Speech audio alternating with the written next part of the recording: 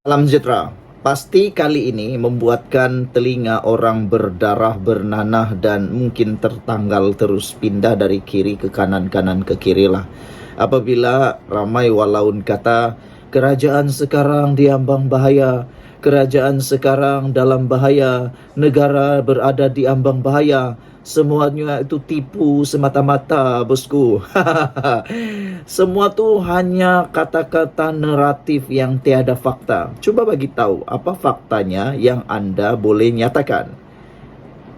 Tak tahulah, mungkin kamu jumpa fakta-faktanya. Tak apa, nanti kamu tulis dalam ruangan komen apa fakta-fakta yang kamu dapat yang kononnya negara dalam ambang bahaya. Karena semalam saya lihat di dalam satu paparan video yang dibuat oleh pempengaruh media sosial, beliau kata lihat video ini. Apabila saya tengok dalam satu paparan berita, laporan di Harakah Daily menulis kata laporan itu, negara berada di ambang bahaya.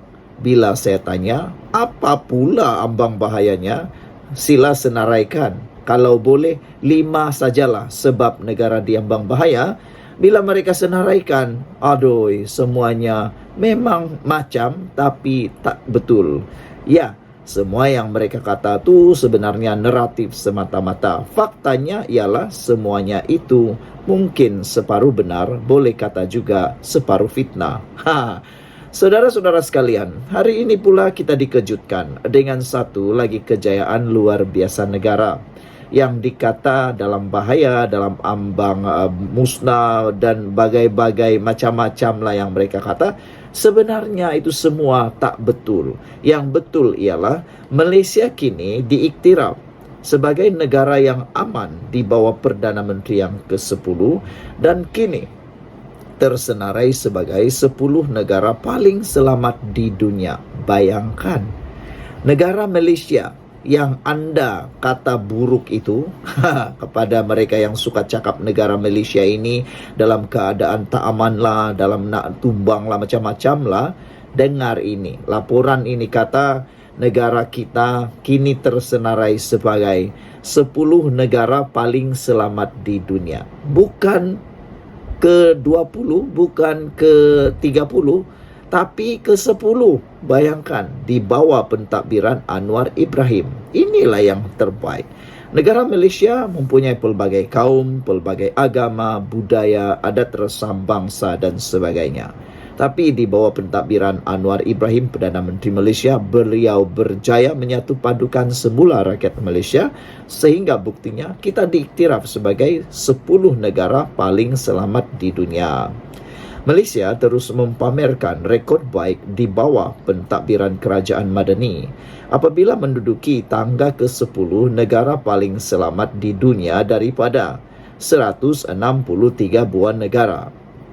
Kedudukan ini menyaksikan Malaysia naik 9 anak tangga berbanding tahun lepas, di mana kita berada di tempat ke-19.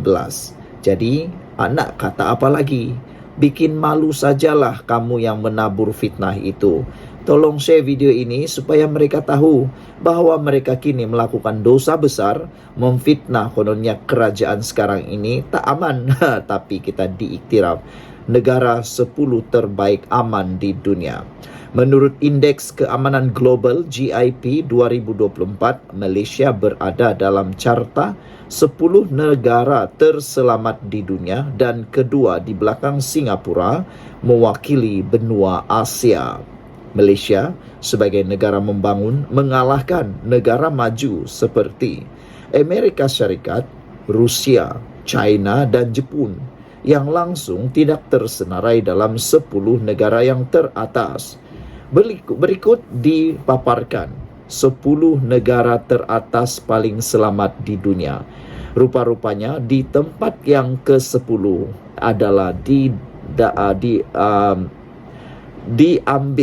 diberikan kepada Malaysia. Tangga yang ke-9 adalah Slovenia. Tangga yang ke-8 ialah negara Denmark.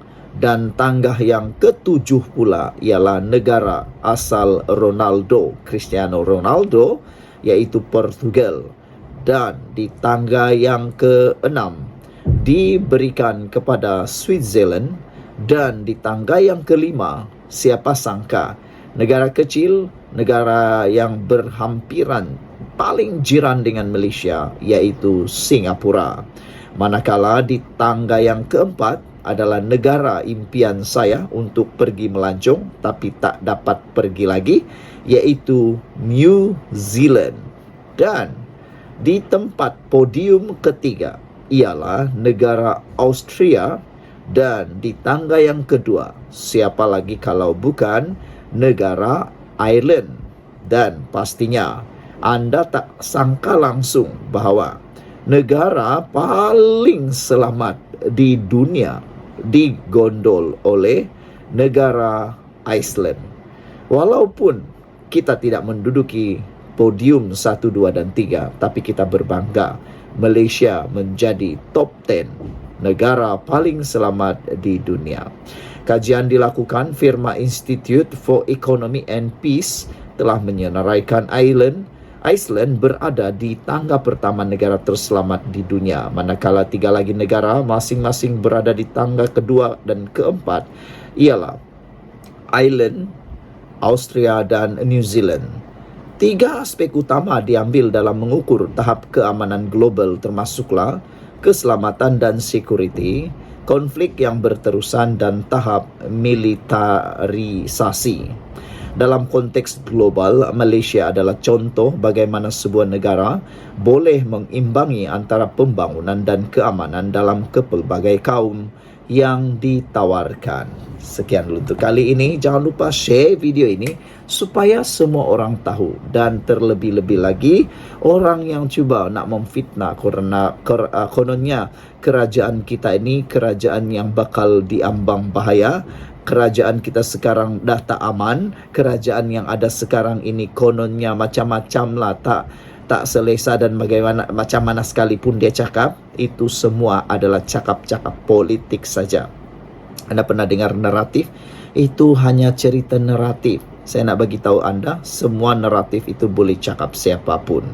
Biasalah politik kan nak jual modal politik, itu saja yang boleh dibuat. Tapi untuk kali ini tak perlulah masuk bakul angkat sendiri. Malaysia diiktiraf bukan oleh negara Malaysia sendiri, bukan oleh ajiran sendiri, tapi oleh sebuah firma yang diiktiraf dan boleh sangat dipercayai, yaitu firma Institute for Economic and Peace. Tahniah diucapkan kepada kerajaan kita Malaysia, negara Malaysia, kerana berjaya naik 9 anak tangga daripada 19, kini tangga ke-10. Bravo!